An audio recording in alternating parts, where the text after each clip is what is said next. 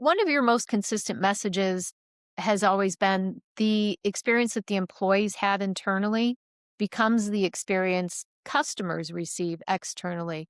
How do leaders underestimate that ripple effect that how their behavior affects both the culture and the customer experience?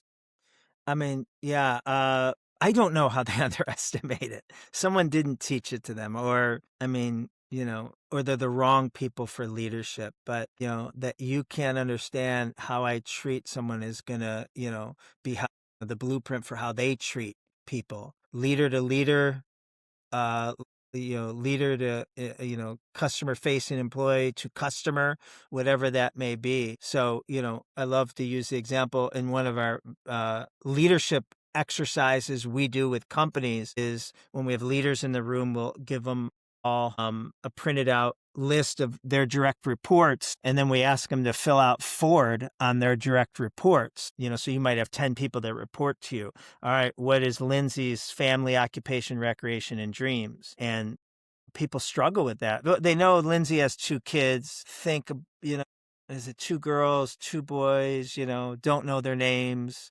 That's someone that, reports to you every day. How do you not know, her husband's name or kids' names? We're not asking you to know all 150 employees, the ones that report to you. Recreation and dreams. That's O for occupation. At first people think they got, an easy one because they work for me. No, you have to know what they want to be doing 5 years from now. What is Lindsay's goal? Maybe she wants your job. Great. We're going to help you get there. Or maybe Lindsay's, is a graphic, designer or wannabe graphic designer and doesn't want to work here.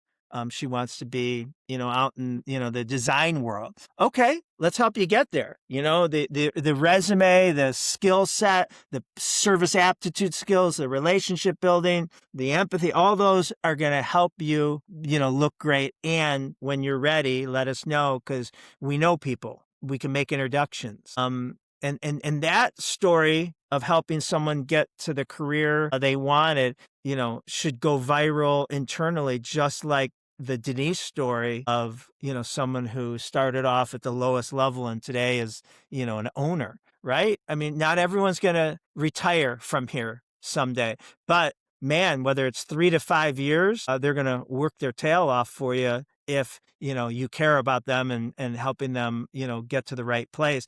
And they're going to do more marketing for you than, any marketing campaign can for future employees and maybe clients and customers. So true. I mean, we've had some great part-time employees who worked with us while they were going to school and were great employees during that time. And yeah, and then they went on to maybe Yeah. fulfill what And they there's went to people, school for. David, owns his own Yeah, marketing firm today. And he worked for us for at least a decade, right? probably. It was a Yeah. while. Yeah. Yeah. When leaders focus only on compensation, they tend to miss the bigger picture. Pay matters, but it's rarely the deciding factor in whether someone stays or leaves. When employees feel respected, when they feel supported, they're challenged, they're consistently led, loyalty follows. And when loyalty exists internally, it shows up externally for the customers.